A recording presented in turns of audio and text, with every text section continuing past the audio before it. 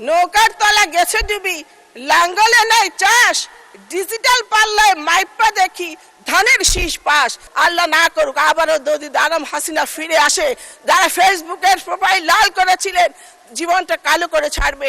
একটি দল নির্বাচন না করার ষড়যন্ত্র হিসেবে পিআর বলে টিকটক করছিলেন। আমাদের অর্থমন্ত্রী অনেক স্মার্ট, সময়টা অনেক খারাপ। আচ্ছা, এক মিনিটে কনক্লুড করেন। 1 মিনিটে 2 মিনিট ধরে 1 মিনিট হবে না মাননীয় স্পিকার। আচ্ছা 2 মিনিট, ওকে 2 মিনিট। শেখ হাসিনাকে ফিরিয়ে এনে ওই চেয়ারে বসাইয়া শোয়াইয়া শেখ হাসিনাকে ইলেকট্রিক শক দিতে হবে মাননীয় স্পিকার। আমরা ফেনীর মানুষ একটি স্লোগান দিতাম, ফেনীর মেয়ে খালেদা, গর্ব মোদের আলাদা। আমাদের সেই স্লোগান আকাশের তারায় মিশে গেছে মাননীয় স্পিকার। মাননীয় প্রধানমন্ত্রীর প্রতি আমি কৃতজ্ঞতা প্রকাশ করছি। মাননীয় মহাসচিব সহ স্থায়ী কমিটির সকল সদস্যদের প্রতি আমি কৃতজ্ঞতা প্রকাশ করছি আমাকে এখানে আসার সুযোগ করে দেওয়ার জন্যে। মাননীয় স্পিকার, আমাদের অর্থমন্ত্রীর দিকে একটু তাকিয়ে দেখুন। আমাদের অর্থমন্ত্রী অনেক স্মার্ট, সময়টা অনেক খারাপ। এই খারাপ সময়ে আমাদের স্মার্ট অর্থমন্ত্রী, যোগ্য অর্থমন্ত্রী যে বাজেট দিয়েছেন, আমাদের সুযোগ্য মহাসচিব বলেছেন এই বাজেট ক্রিয়েটিভ বাজেট। এই বাজেটকে নিয়ে অনেকে সমালোচনা করেছেন, আবার অনেকে বলেছেন বাজেট ভালো হয়েছে, কিন্তু বাস্তবায়ন করতে পারবেন তো?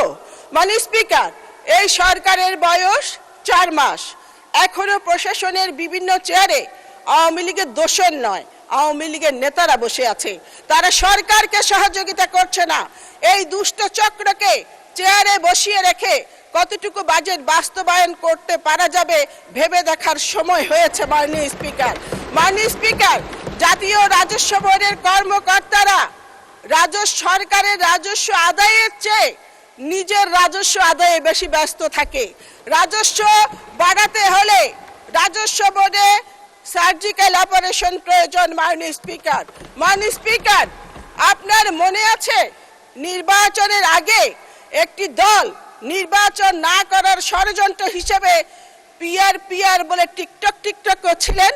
আমাদের প্রিয় নেতা সকল ষড়যন্ত্রকারীদের বিষ দাঁত ভেঙে দিয়ে যেইভাবে নির্বাচন আদায় করেছেন, ঠিক সেইভাবে সমালোচনাকারীদের মুখে কলপেটে দিয়ে এই বাজেট উনি বাস্তবায়ন করবেন ইনশাল্লাহ। মাননীয় স্পিকার, জাতীয় সংসদের বর্তমান বিরোধী দল জাতীয় পার্টির মতো মিও মার্কা বিরোধী দল নয়। চেয়ে দেখেন কেমন সাদা ঝকঝকা ফকফকা সত্যিকারের একটি বিরোধী দল।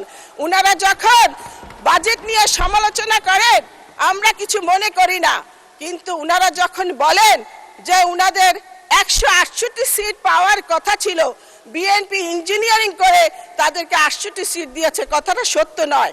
আমি নির্বাচনের আগে ফেনীর এক নারী ভোটারকে জিজ্ঞেস করেছিলাম ভোটের কি অবস্থা। ওই নারী ভোটার আমাকে বলেছিল নৌকার তলা গেছে ডুবি, লাঙ্গলে নাই চাষ, ডিজিটাল পাল্লায় মাইপা দেখি ধানের শীষ পাস। মাননীয় স্পিকার, আমাদের নেতা জনাব তারেক রহমানের উপর এদেশের মানুষের আস্থা এবং বিশ্বাসের কারণে আমাদের এই ভূমিধস বিজয়। মাননীয় স্পিকার, নিত্য প্রয়োজনীয় দ্রব্যের উপর কর ছাড় দেওয়া হয়েছে। আমি নিজে বাজার করি, আমি স্বস্তিতে আছি, এদেশের মানুষও স্বস্তিতে আছে। কিন্তু একটি কথা আছে, ব্যবসায়ীরা একবার দাম বাড়ালে এই দাম আর কমাতে চায় না। আজকে আমাদের কাছে ভোক্তাদের কাছে আপনার এই সুযোগ যদি দেয়া হয় তাহলে এই বাজারকে জোর মনিটরিং করার আমি দাবি জানাচ্ছি, যাতে আমাদের মতো সাধারণ মানুষরা এই সুযোগটা পায়। মাননীয় স্পিকার, 24 জুলাই আন্দোলনে আমাদের ফেনীর 11 জন জীবন দিয়েছে।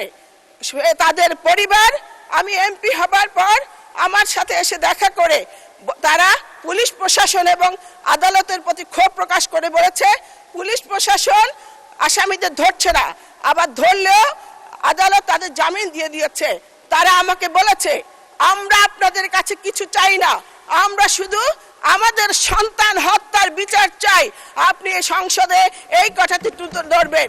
মাননীয় স্পিকার, কিছুদিন আগে একটা আয়নাগর দেখলাম, সে আয়নাগরে একটা চেয়ার দেখলাম, সেখানে বিরোধী দলের নেতাদের ইলেকট্রিক মাননীয় সদস্য ধন্যবাদ। আচ্ছা আচ্ছা এক মিনিটে কনক্লুড করেন, 1 মিনিটে। 2 মিনিট ধরে 1 মিনিট হবে না মাননীয় স্পিকার। আচ্ছা 2 মিনিট, ওকে 2 মিনিট। মাননীয় স্পিকার, যে চেয়ারে বিরোধী দলের নেতাদের ইলেকট্রিক শক দেওয়া হতো, আমার দাবি শেখ হাসিনাকে ফিরিয়ে এনে ওই চেয়ারে বসাইয়া শোয়াইয়া শেখ হাসিনাকে ইলেকট্রিক শক দিতে হবে। মাননীয় স্পিকার, স্বাস্থ্য খাতে ইতিহাসের সর্বোচ্চ বাজেট বরাদ্দ দেওয়া হয়েছে। এখানে স্বাস্থ্য প্রতিমন্ত্রী আছেন। সরকারি হাসপাতালের নার্সরা রোগীদের সাথে খুবই খারাপ ব্যবহার করে। এই ব্যাপারে আমি মাননীয় মন্ত্রীর দৃষ্টি আকর্ষণ করছি। আমাদের ফেনী সদর হাসপাতাল 250 সজ্জার, 100 সজ্জার জনবল দিয়ে চলছে। সেখানে অনেক জায়গা খালি পড়ে আছে। সেখানে একটি মেডিকেল কলেজ প্রতিষ্ঠার আমি দাবি জানাচ্ছি। ফেনীতে লালফুল ফ্লাইওভারের দাবি জানাচ্ছি। ফেনীতে একটি পাবলিক বিশ্ববিদ্যালয় দেওয়ার দাবি জানাচ্ছি। বাসাবাড়িতে দীর্ঘদিন গ্যাস বন্ধ রয়েছে, গ্যাস সংযোগ দেওয়ার দাবি জানাচ্ছি। এলপিজি সিলিন্ডারের অনেক দাম, এই দাম কমানোর প্রস্তাব করছি। আমাদের ফেনী নারী মা বোনেরা একটি ফ্যামিলি কার্ডের জন্য অধীর আগ্রহে অপেক্ষা করছে। আমি সেখানে দ্রুত শীঘ্রই ফ্যামিলি কার্ড চালুর দাবি জানাচ্ছি। মাননীয় সমাজ কল্যাণ মন্ত্রীর আমি দৃষ্টি আকর্ষণ করছি। মাননীয় স্পিকার, এই সরকারের 4 মাস, বিরোধী দল বলে যে আরেকটি আন্দোলনের জন্য প্রস্তুত হন, বিপ্লবের জন্য প্রস্তুত হন।